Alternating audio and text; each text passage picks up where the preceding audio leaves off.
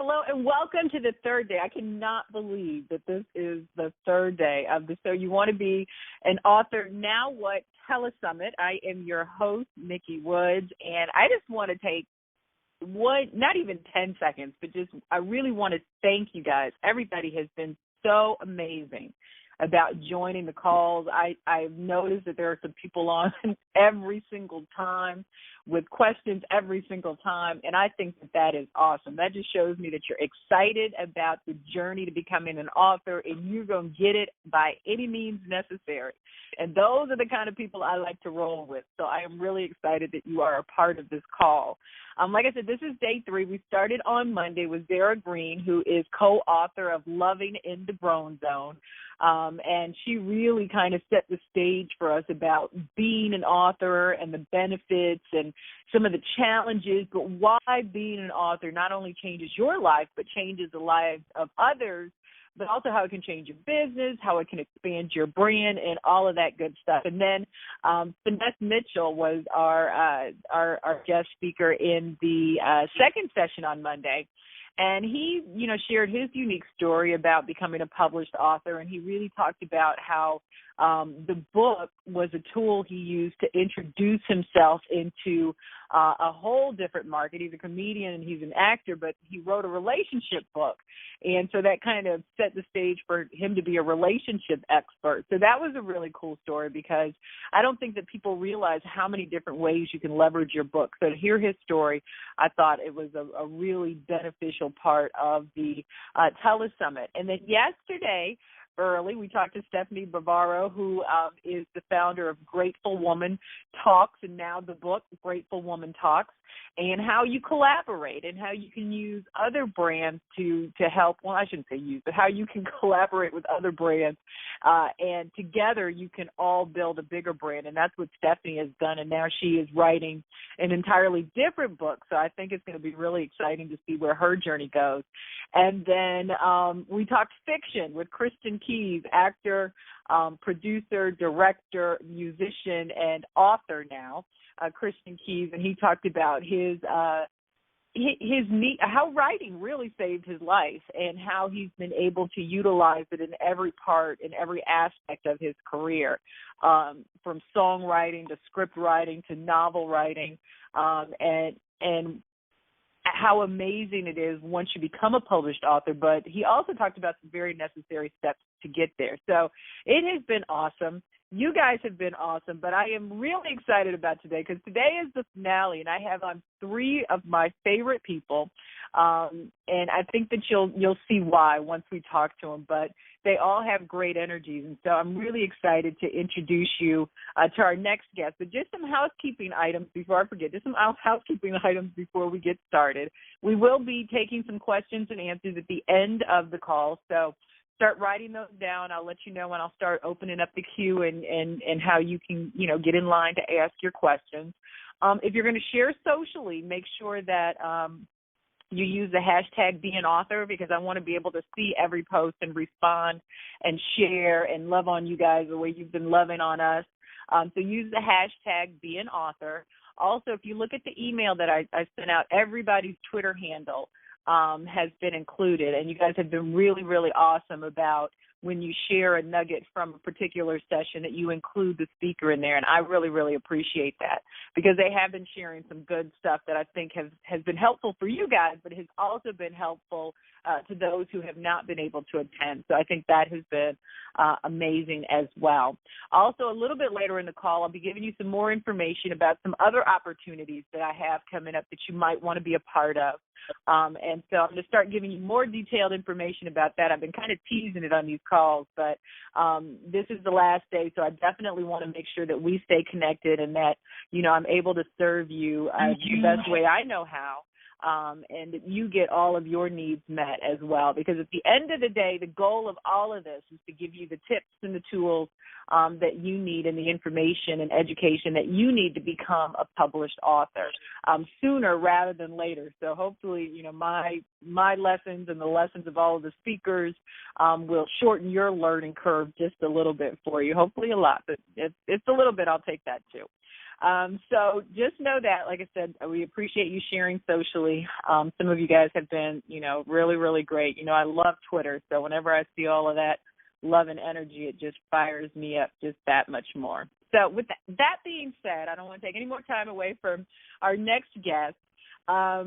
Our mothers had Dear Abby, and now we have Dear Abiola. Self-worth coach Abiola Abrams is the author of the award-winning Sacred Bombshell Handbook of Self-Love, and she's known for giving bold and empowering advice on networks from MTV to the Discovery Channel. In addition to being an in-demand inspirational speaker, transformational coach, multi-platform writer, and Essence advice columnist, Abiola broadcasts about reclaiming your personal power and answering your calling. Her latest venture in the Hear Me Roar Coaching Club includes the Sacred Business Academy, where she provides soul care for spiritual business owners to do their soul work. Now, whether you call her America's self-love coach or the midwife for your inner life or a modern-day conjure woman, it's time to become who we were born to be, and Abiola has the tools to help us get there. She's the Olivia Pope of your personal life, considered it handled with her personal power process that breaks through fear and the inner voices that keep us playing small. Abiola, how are you?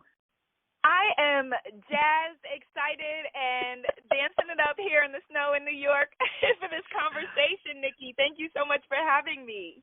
Oh, I am glad I was a little concerned because it is bad weather, but I know if anybody can make something happen, it is you. So I am super jazzed that you are with us. And, I enjoy each and every conversation we have, whether it's a formal one or an informal one. So I'm really, really excited about talking to you today and just you sharing your knowledge of your journey with everybody that's on the tele-summit. Thank you, Nikki. The reason why I'm so excited about this, besides you, of course, is that if you are on this call, right away that means that you are a person that is taking action in their destiny, action to move forward and not just talking about it. That everybody says that they say there's a book in everybody and everybody says that they want to write a book, but there's a difference between wanting to and then taking action. And being on this call to get this information means that you are a go-getter, and by that, I'm excited to be talking to everyone who's here. I agree. I absolutely agree. So tell me a little bit about your journey, because you have done so much, and it's exciting for me to see somebody who continuously builds upon what they've created. I mean, you're always taking it up another level. You're adding this. You're learning that, and you're really ministering to the souls of a lot of people through a lot of different things. So tell me a little bit about your journey and how you've gotten to where you are. Absolutely. Well, this part of the reason why this conversation is so profound for me is that I am the daughter of writers. That my father is a journalist, award-winning journalist, and a minister.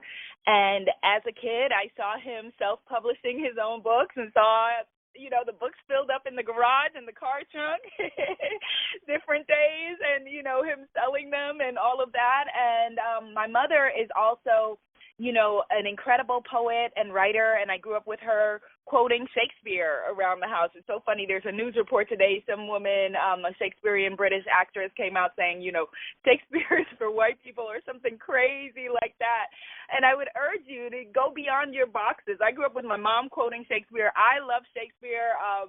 I, this summer, geeked out to going to see a Shakespeare play and dragged some of my friends with me.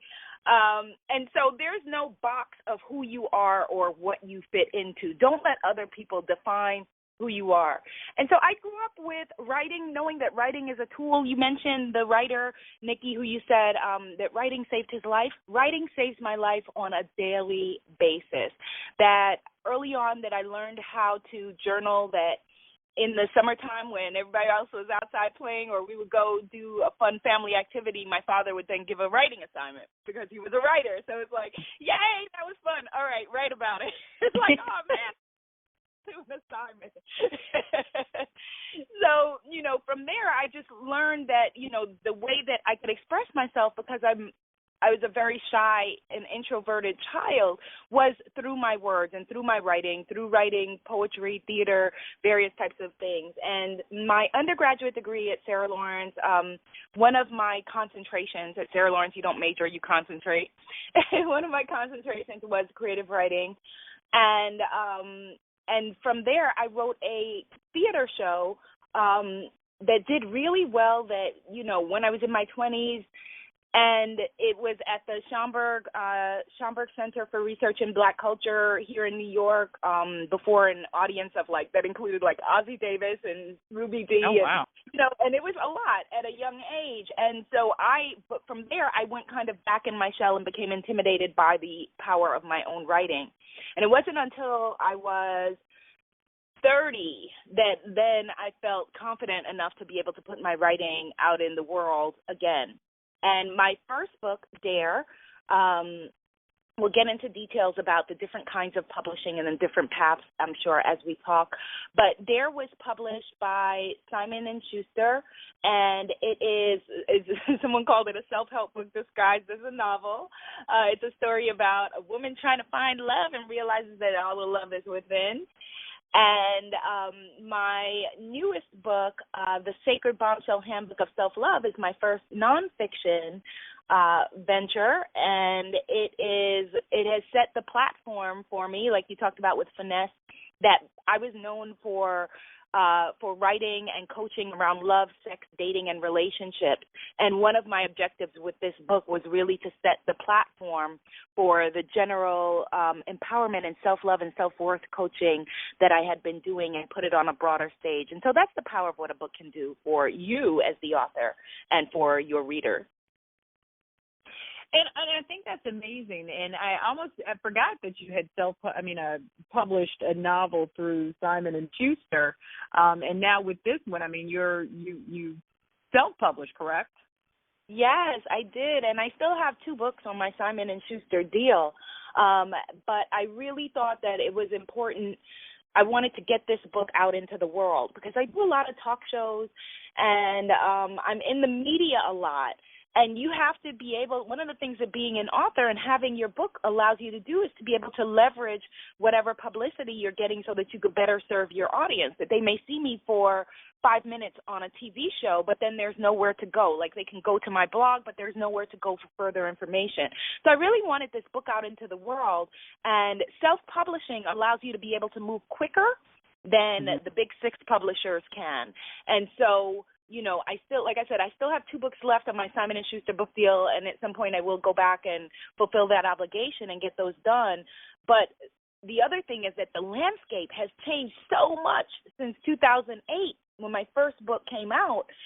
At that point it was all about the publishers that, self-publishing was thought of as kind of almost like a lose-lose proposition if you couldn't go anywhere else. I think that people thought if you couldn't get a real publishing deal, then you self-published. So it was kind of like, I don't know. And you're right. It's kind of flipped. Other people who write really good books now, it's like they really have a choice to make, whether or not they want to go the major publishing route and deal with all of that and what that brings, or they just want to own their own project. But it's almost like people are like, forget that. I want to totally be in control of everything. And I think people are so accepting of that now. Yes, it's a totally different world that for me, I don't even, as a part of my promoting the book, I don't even mention that it is indie published, because to me that's not even relevant. It's relevant to this conversation because we're empowering writers to be able to take the action that they want to. But in general, in terms of putting the book out there, if you create, a well-written book and you work with an editor, and you work with, a cover designer and an interior designer for your book and put it out into the world and, have it vetted and know that it's very strong, then it doesn't matter who is the person that put it out into the world, whether it's you or someone else co-signing on your vision to say that it's valid. You no longer need that validation. And so that was something that was very powerful. I mean, there's no one more more powerful than Simon & Schuster, and it was very important for me, as a young writer, to be able to have that validation and say that I am a Simon & Schuster author. But with this book, that for me, my greater service was to my community and to my audience, and I needed to get it out. And so to me, the bells and whistles of that publisher weren't relevant in this case. Now, the reason, and one of the reasons that I really, really wanted to talk to you is because the book to me was just one, and I don't want to say small part, and small not meaning insignificant, but you had such a greater plan, I think, around this. And I think that yours probably mirrors, to me, closely a movement as opposed to just a book or even a book launch. So walk us through kind of the steps. Like, when did you first get the idea? How did you start putting these pieces together? And how long was the process for you? Well, my process was a little bit longer than I think that other people's need to be, because, like I said, that this is a book that I've wanted to write for a very long time, years and years, but didn't have the confidence to. Like, I would say, like, literally since college, this is a book that I wanted to write. However, in terms of the active process of getting this book done, I would say that it was probably about maybe 2 to 3 years, which, again, in today's world is long, but wasn't long for me because at the same time I was building up my reputation as an in-demand speaker and as a coach and working with, interviewing people who I thought were relevant to share their stories in the book was a part of the process. And so taking time out to make sure that it was well done was important for me. Also, creating a movement around this book was a part of my plan from the very beginning. That, I don't think that, I'm a romantic, all right? I'm a romantic and a dreamer. However, that being said, I would say the same time that you're thinking of your concept for your book, you should be thinking about your marketing plan, which was not something that I did with my first book, Dare. I'll tell you what the lessons are that I learned from that and how I was able to apply it to this book and building a movement.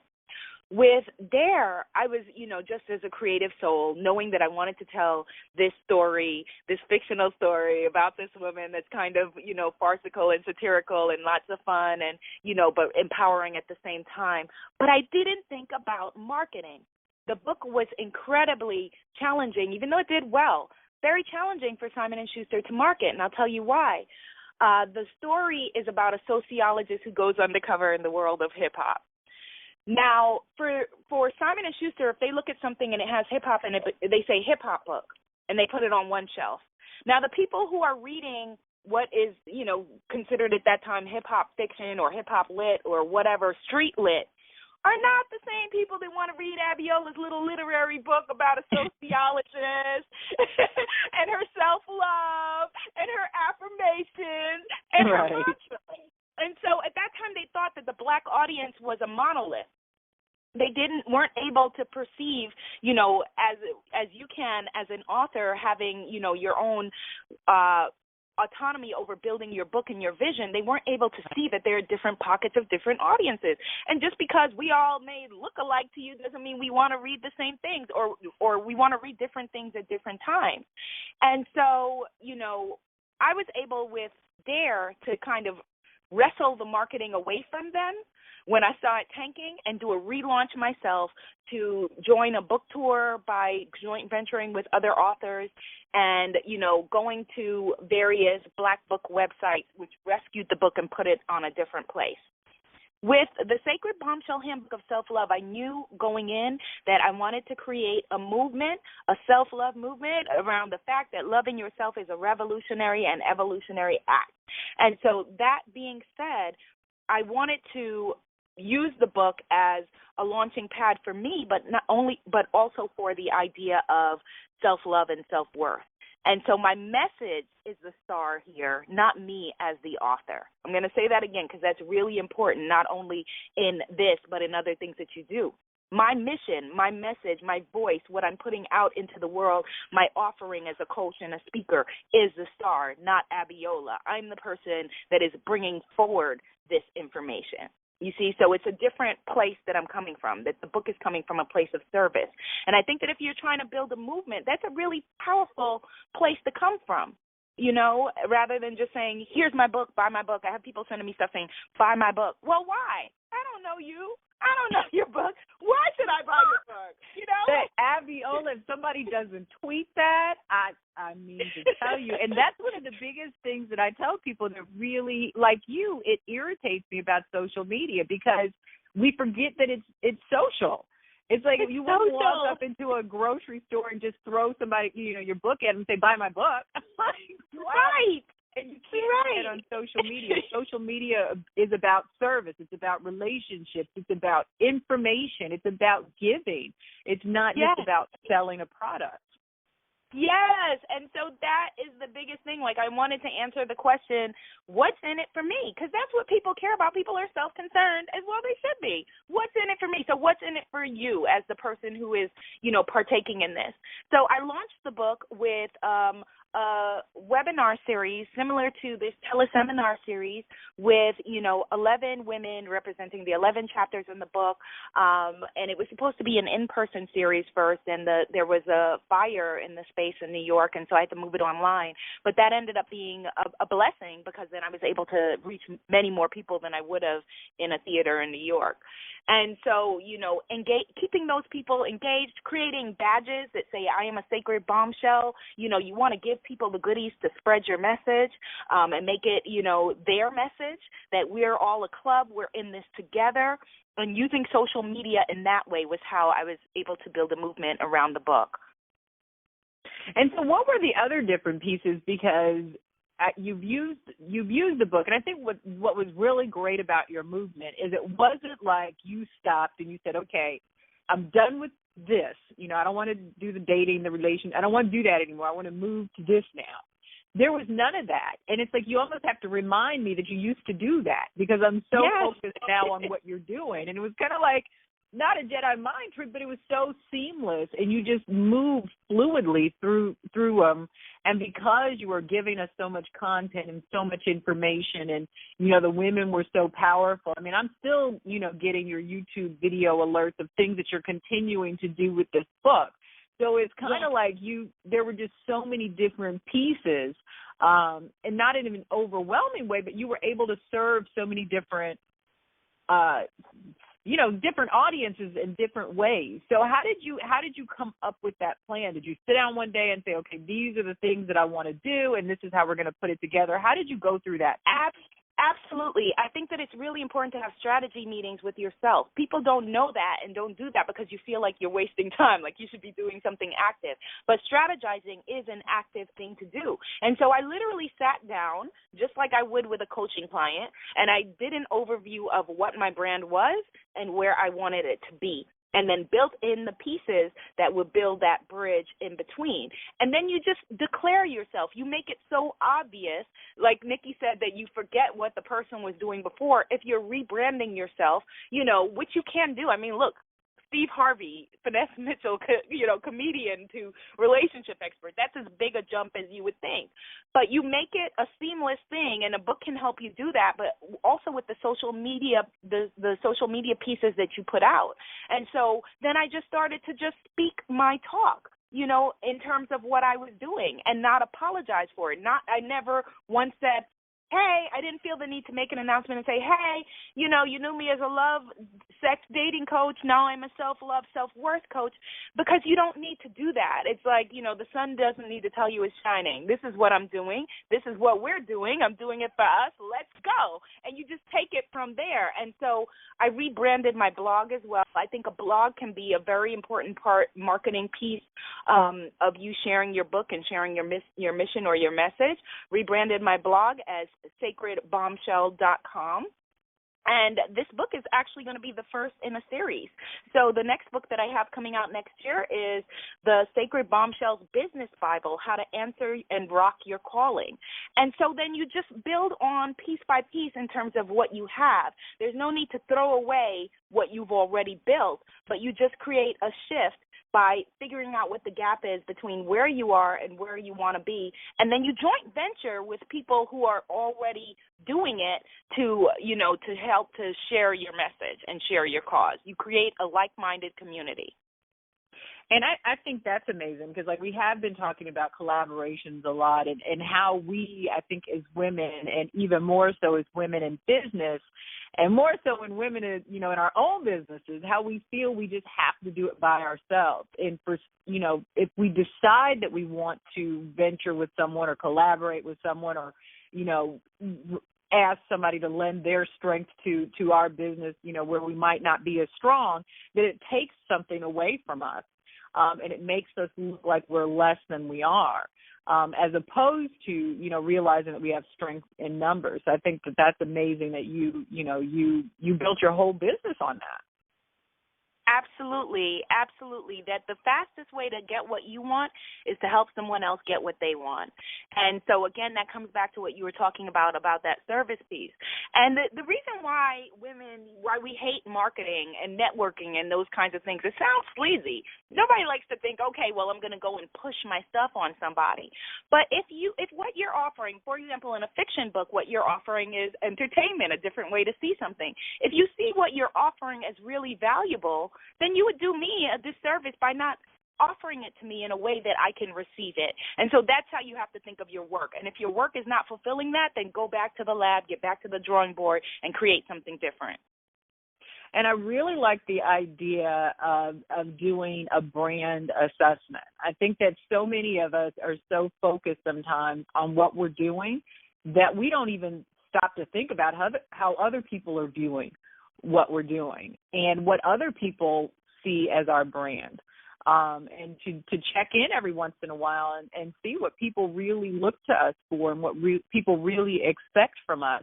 And if we have to start, as you said, doing something different or building it out in a different way or presenting it in a different way so that we are on track with what we're trying to do.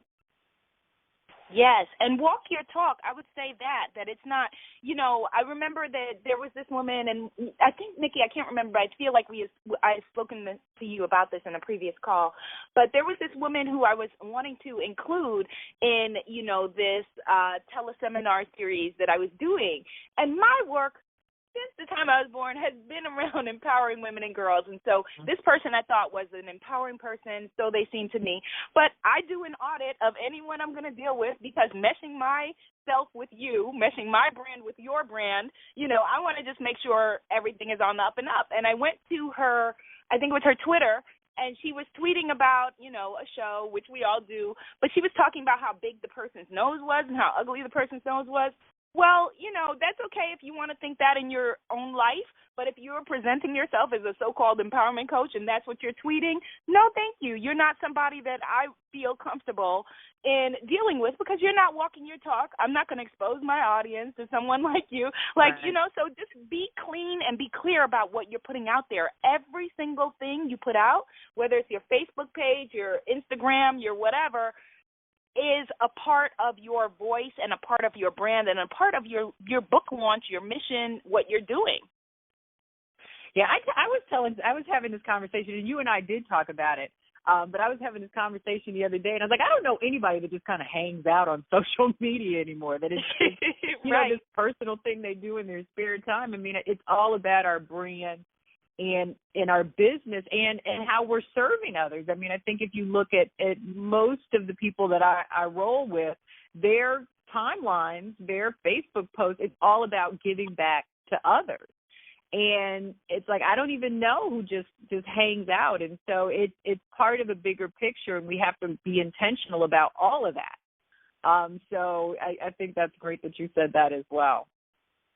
Yes, it's very important, very important. And with your social media also, have a strategy. Don't just get out there and be tweeting willy-nilly.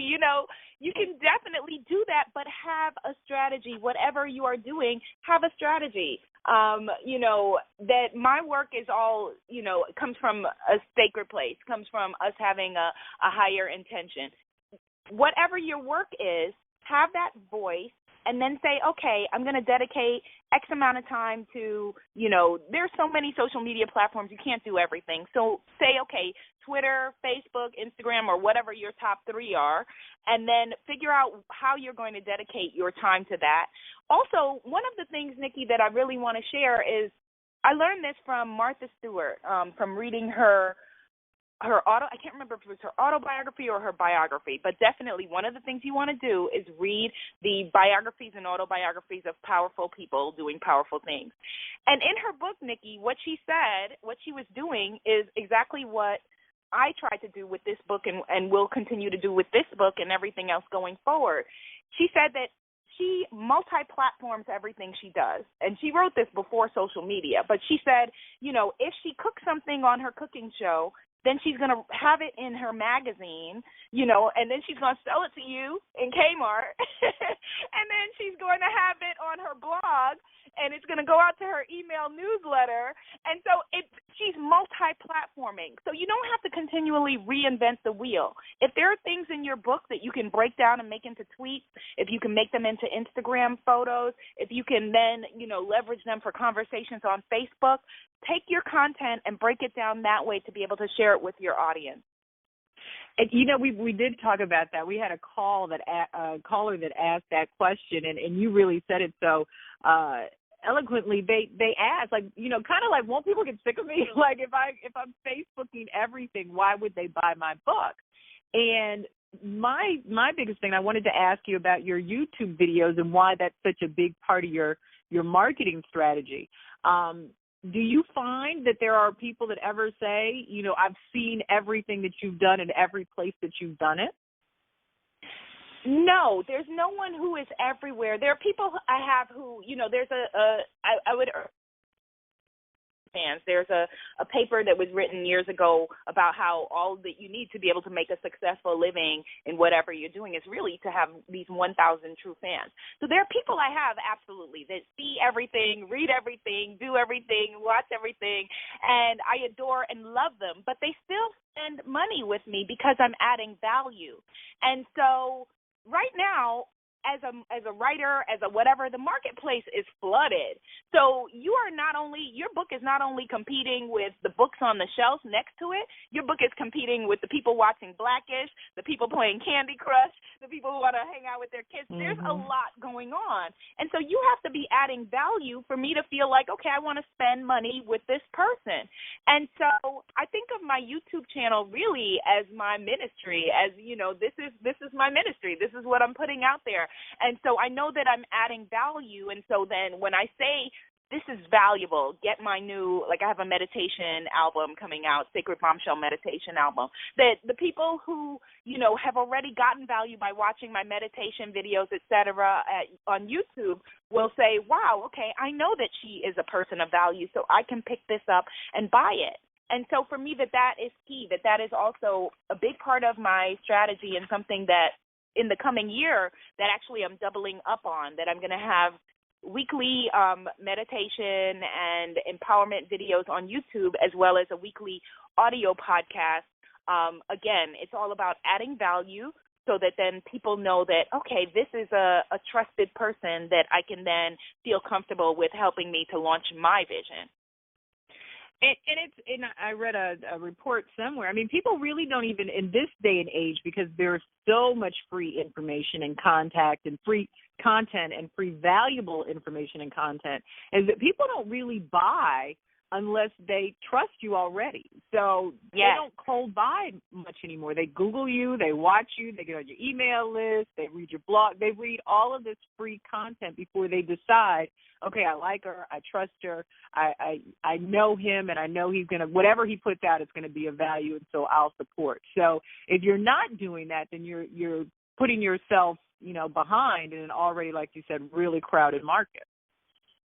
Yes, and the way to think about it is this is actually not as new as it seems. That, in advertising forever, like back in the Mad Men days, that there was, a person would have to see a product 8 times before they really even begin to think about it and think about making a purchase. I know when I'm watching my, favorite Bravo celebrities and watching the commercials in between, that half the time I'm like, oh, wait, what is that commercial about? I don't even know what the commercial is, but it's something, because my brain hasn't watched it enough times to register, oh, this is a commercial. They want to sell me something, or there's something in it for me. So a person needs to have regular contact with you a certain number of times in order to feel like, okay, this is my person. That's interesting. That's like amazing. But we're going to go ahead and we're going to start opening it up for calls. I know that you guys have already seen some tweets asking questions. So let's take some questions now. All you have to do is hit *6 and you will pop into the queue, and I will be able to unmute you so you can talk to Abiola. So we'll go to 8358 first. What's your question?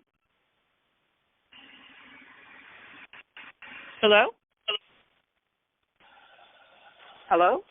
You can go. Yeah, you're up. You can go ahead and ask your question. This is Janella out of Dallas. Hi, Nikki. Hi, how are you? Oh, hey, Janella. Hey. Oh, it's funny that you all are talking about this, because this is, I've been waiting, and I'm waiting till the last day because it might come up, and lo and behold, it has come up. Over the years, my deal is this. I have different interests in writing other than relationships and spirituality and things of that nature. I'm more so into law as well as into marketing and branding and assisting my clients with getting their products out and about. And I started Instagram not knowing what all I'll be trying to do in Instagram, and I found that I need to write a few books because people are marketing themselves incorrectly. And so that's all my Instagram is about, is trying to help people get in the right lane and do what they need to do. And everything that you're talking about, added value, I've tried to push that as much as possible. People still don't get it. They don't understand the whole concept of just don't sell. You need to give more than selling. If you're selling something, you need to tell people how to take care of the products that you're selling. Just don't sell them a pair of boots. What's the proper way of taking care of these boots that you're selling them? Is there anything that you can do to help them keep the soles on their boots longer than this other person who's not actually doing anything other than that? And I find that my deal is this. I know that there aren't that many people of color who are probably interested in the areas that I'm want to write about, or that I haven't slated the time to actually sit down and write about. So how do you get over, I guess, that self-defeating situation where it's like, who's interested in what I have to say? Who's really interested in learning how to market themselves? Who's really interested in the proper way to perform SEO on their website, or how to integrate social media into their site, into their marketing plan? Because those are the biggest things that I'm finding that people are wanting to know about. I mean, they can find it for free on the internet, but I get calls all day long. I'm like, I need to write a book. I'm tired of explaining. I think that's a great question. It is a great question, Janella. What I would say, if you say, who is interested in marketing, everyone. I was going to say, every single person who has something to share or sell or put out there.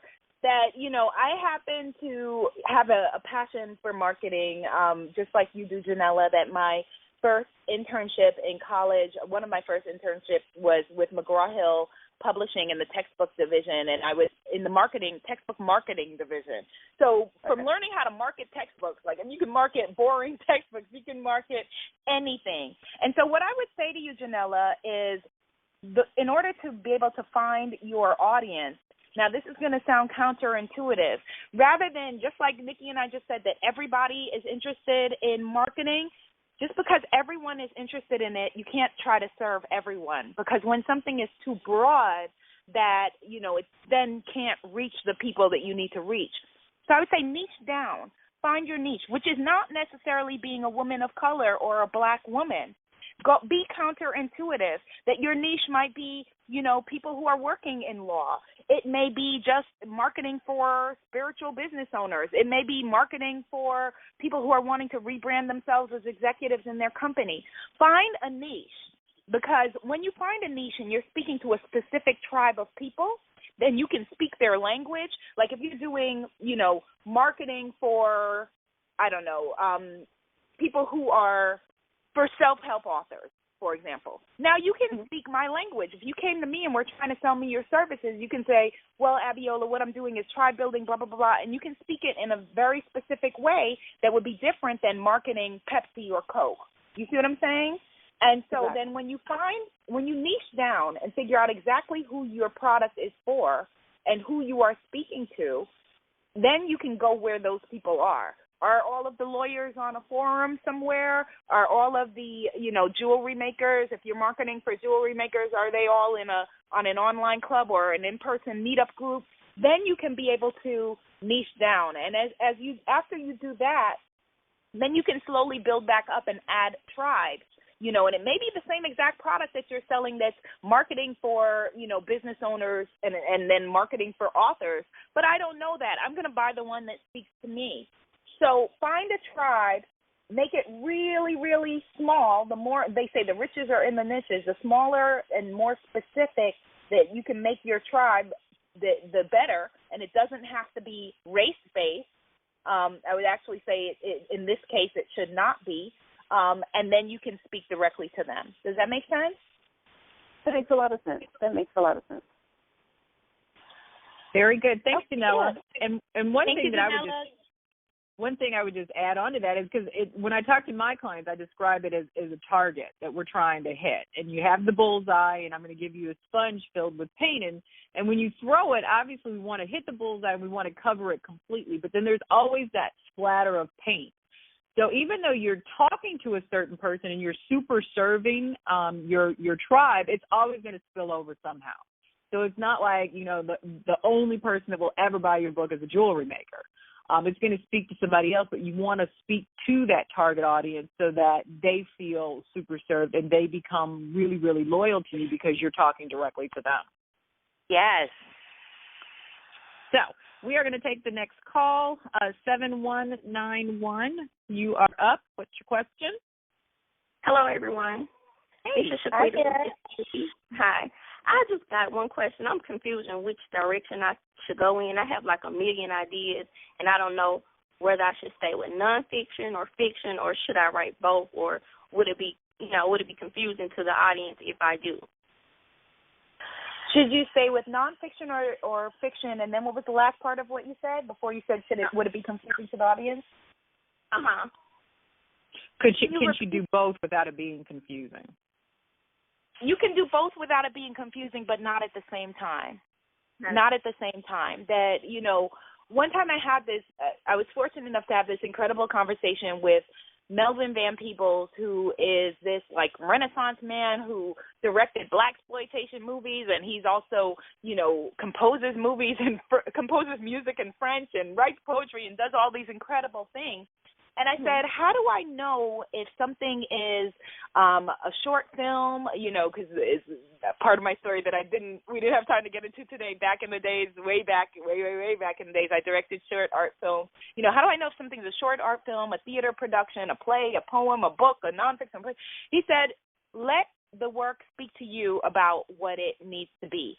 And what I usually find when people are confused about whether something should be fiction or nonfiction, one specific thing is that it means that you have a nonfiction story to tell and you're afraid to tell it. And so you want to hide behind, it being fiction, which is okay, but just know that that's what you're doing.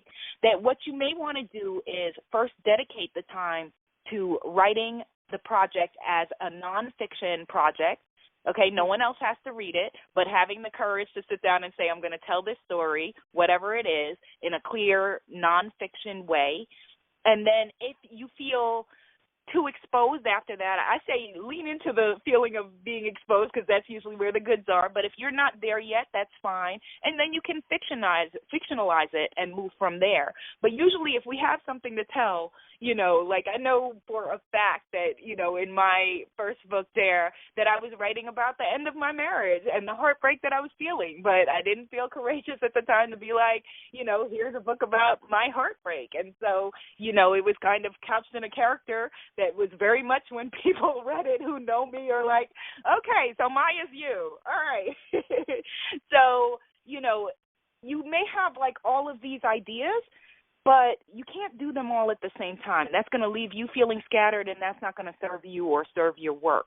You can just make a list of all these projects that you want to do, and maybe these are the 10 books you're going to write over the next, 15 years or something like that. You don't have to do everything at the same time, okay? That you have permission. Give yourself permission to be able to focus on one thing and just to trust yourself that the first thing that you're putting out is what you most need to be putting out. Figure out which one you're most passionate about.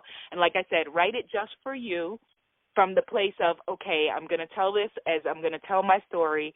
And then if you're still feeling scared or worried or nervous, you can then figure out from there how to fictionalize it. Okay, thank you so much. You're welcome. That's a great question. And we get a lot of that. It seems that for whatever reason, and I know I'm guilty of this too, because I have so many different interests and they vary, greatly at times. Feeling okay just doing one thing. It's like we feel like we have to do everything. And we have that superwoman, superperson syndrome.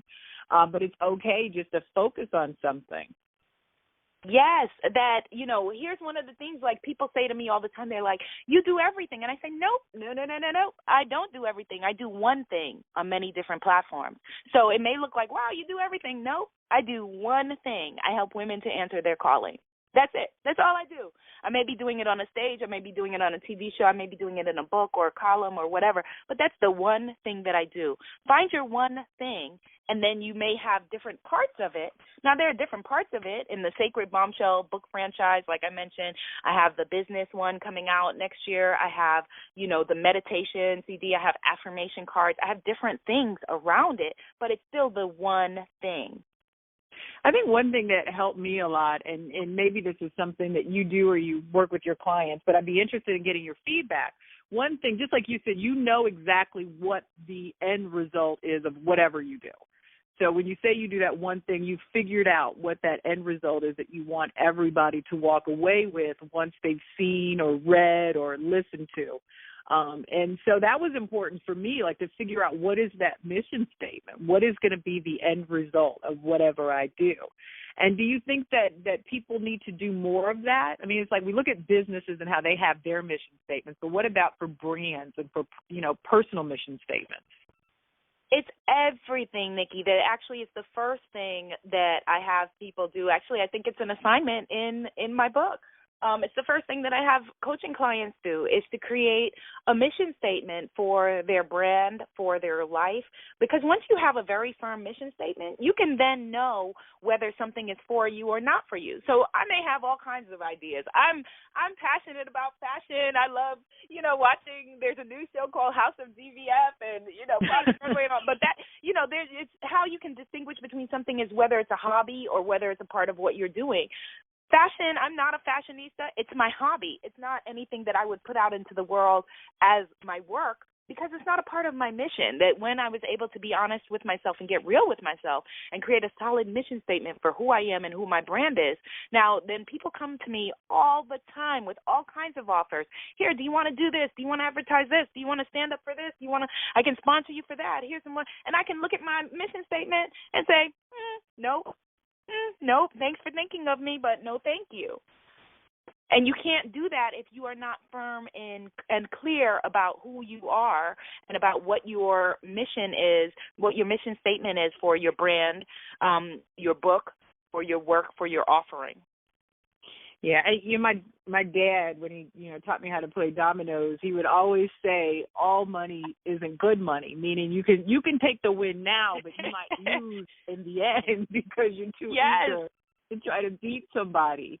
And I think about that when I look at, people who first start their business and they start to get some kind of following and interest, and they start getting these offers, and they just start saying yes, yes, yes, because they think it's really cool that people want to sponsor them. But then I look at how the damage that it does to their brand, because it's really not something they should be, associated with. So I think that's interesting. We will still take calls. All you have to do is hit *6, and I will unmute you, and you can ask your question. We have a few more minutes, so I see some people are lining up. But if you do have a question, you can hit *6, and you can ask your question. But I wanted to get one more question in, Abiola, before we let you go, or before I open it up again for others. What audience do you think having a book has allowed you to reach that you might not have been able to reach otherwise?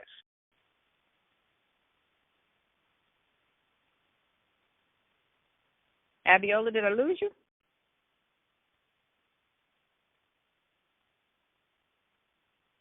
Abiola? I'm here. My phone. Oh, okay. I was going to say, maybe I'm lost. No, my phone cut off. What was our last thing that we were going to say right before? Oh, your father. I love that all money isn't good money. Yes, that there are things that, that I did early on because I felt like, I felt like two things. I was coming from a place of yes, but more importantly, I felt like I had nothing to lose. So I was like, all right, well, let me just take whatever, oh, you want me to do this? Sure, I'll do that. I'll just do whatever. But there are certain things, that projects that I agreed to that I felt like it then took me 3 to 5 years to undo. Mm-hmm. And so my gift, if anything, if you take nothing away from this for the people, who are younger than me or just, starting at an earlier point, with what you're doing, the earlier that you can have a mission statement for yourself, the better. I definitely agree. I think it's like that grounding tool for me to just keep me from flying away. I think sometimes when I do get excited about something that may not, agree with what I'm put here to do. One other question that I was asking is, what audience do you think having a book has allowed you to reach that you might not have been able to reach otherwise? Oh, that's such a great question. I think that the specific audience that having this book allowed me to reach is like the self-help audience, the personal development audience, the people who are looking to be able to make a change in their lives. That, I was reaching those people already I started podcasting when it came out. In 2005 was my first empowerment podcast. It's named The Goddess Factory. It's still, it has affirmations. It's still on iTunes. So that was reaching people. My YouTube channel has always been reaching people, and my blog and that sort of thing.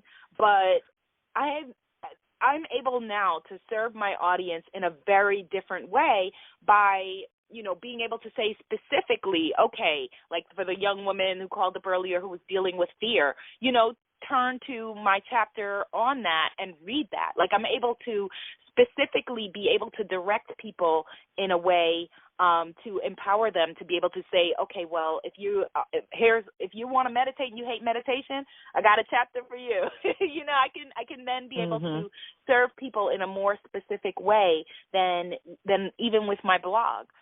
By saying, okay, here's a blog post or here's a video or here's a whatever, because it's like having a comprehensive textbook where all the information is in there, and it allows people to be able to share your mission themselves, because then people have bought the book and then gone back and bought, a bunch of copies for everyone on their Christmas list and that sort of thing. And one of the things that I would also add for authors is that you don't launch your book and then it's over. That, I learned this actually from my friend Renee Daniel Flagler, who is an author, and was very supportive to me when my first book came out, and I went on book tour with her. And she said that, with Simon & Schuster, for example, they put your book on the shelf, and in 3 months, if it hasn't done what they want it to do, it's off the shelf, it's done, they've moved on. Who cares for them? But for you as the author marketing your book, whether it's published by someone else or by you, the life of the book is up to you. And so you can continually revive and revise it and bring out different things. Like I have a workbook version of the book coming out. I have a hardcover book to celebrate winning the African American Literary Award for Best Self-Help. I have a hardcover version coming out next year. One of the things that I'm going to be doing is, like you have kind of those monthly, like there's Curl Box, and there are different monthly subscription services that people do where they receive goodies in the mail. I'm breaking the book down chapter by chapter, and every month people can subscribe and receive an audio version of the book with additional meditations and empowerment goodies and that kind of thing every month. And so that's going to be the Sacred Bombshell Self-Help Club. So you can continually find different ways for your book to reach people. That with Dare, it was fiction, and so one of the things I did at the time, because Sex and the City was hot, is that I did an interview with Carrie Bradshaw, a fictional interview with Carrie Bradshaw, interviewing the main character of my book. You can do fun things with your product, with your project, around it that speak specifically to your audience. That's amazing. And I hope everybody was taking notes about all of the different things. That's because I think that one of the still misconceptions, especially going with a major publisher, is that they just do all the work. You write the book, you hand it over, and then your job is to go on to the next thing. And that's not it at all. I mean, Nikki, I have clients who have come because they've gone to a major publisher, and they're like, you know what, that's great, but you don't have an audience. You don't have anybody to sell it to, and you can't help us sell this book, so we're going to give it to somebody else. And I'm like, hello? So wake-up call. So I think that that's phenomenal that you said that. You have to, no matter who you publish to, you have to do the work. Nikki, that was the biggest wake-up call for me. My book release date, it was a 2008 release, and the release date was actually December 18th, 2007, and then the promotion was all for 2008. And so December comes, November hits, and I'm like all excited. My book is coming out, Simon & Schuster, rah, rah, rah, sis, boom, bah. And we're getting closer to December. I see no party is scheduled, no appearances are scheduled, nothing is scheduled, but I'm a young author, and so I don't want to make waves, but I'm like, what is going on? And so when I contact the publicist that was assigned to me, who didn't know that much more than I did about publicizing anything, to be honest with you, lovely person, incredible person, but just, and I realized, I was like, holy crap. Like, she doesn't know what's going on. And when I called her and was like, hey, what's going on? How are we publicizing this book? She said, send me a list of your contacts. And I was like, okay. And so, then I was able to rally and, get a friend of mine who was a publicist to help me plan a book launch party that we then, did a video of and put that on YouTube. And then I contacted, there are sites like the AALBC, the African American Literary Book Club, and SORMAG.com, shadesofromance.com. These are book promotion, African American book promotion sites. They were very supportive of me. I didn't know at that time that it costs to promote on their services. And they were very helpful. The ignorant little me just called them up and was like, can you put my book on your site? And they did, and they supported me. And, I realized that if it was going to be, it's up to me. And so then I put together a list of everybody that I knew who was related to a major publication in some way, shape, or form. Now, the thing is that before then, that I had added value to these people's lives in some way, because I've always been a giver. I've always been a nice person and a good person. And so it's not like I was some major jerk that had been taking from them and now calling them up. But when someone who is a good person to you over the years and wants nothing in return calls you one day and now needs something, it's a different way that you react. And so people really rallied around my book. And I went on book tour. It was called The Divas of Literature with Abiola Abrams, no relation, who is an incredible award-winning author as well, Renee Daniel Flagler. I forget her name, something Christie, Doug Christie's wife, who's on Love It, one of those, I don't know, one of the reality shows, right. I think LA Wives or something. Jackie. Yes. So we all went on book tour together, and, audiences who were coming to see me, because at that time I was hosting a short film showcase on BET, were then able to mingle with audiences who were coming to see the other authors, and us joint venturing that way made all of our individual books stronger. And so now that I knew going in, what I figured at the time, if it's up to me anyway, why am I paying them? Why are they making why is Simon & Schuster making all the money? And, and so what I realized at that time, what they really provide is distribution. That's what they provided. They provided distribution and also the cachet of being able to say I'm a such and such author. But outside of that, everything else was what I did. And I think it's phenomenal, and I'm glad that you brought up. I mean, we got a question in the Facebook group about how can you get people to support you and how can you do this. And my first thing is always you have to support other people. You have to do for other people what you eventually may hope people will do for you. And I think that's just it. It's you have to support other authors. You have to purchase. It's like I'm purchasing everybody's book that's been on this tele-summit. I haven't shared this yet, but I mean, a few people are going to get prize packs just with everybody's book in it, because I think it's important now that they've heard all of your greatness to also read about it and to support you in that way as well. But know that I always appreciate you. These hours breeze by so fast. And I definitely want to honor your time, but you have been amazing, and I learn a lot from you on a variety of levels. So I really, really appreciate you always being willing to hang out with me and to talk to me and share all of your gems the way that you do. So I'm super proud of you, and the book is amazing. So I'm really, really pleased that you put it out there for all of us. Thank you, Nikki. Thank you so much for having me, and I believe in you and believe in everything that you're doing. And so, at any point you call, sis, I will be there. This is my passion, and we are in this together. Thank you for that. I appreciate you, and I appreciate everybody that joined in. We had a ton of people on the call today, so I'm super excited about that. And like I said, I'm going to be awarding prize packs of all of our authors that have been featured. And so I look forward to sharing that with the audience in a little bit. And then later tonight, we will have our last and our final call with April Franks Hunt and Danielle Winningham. So that is going to be really, really exciting.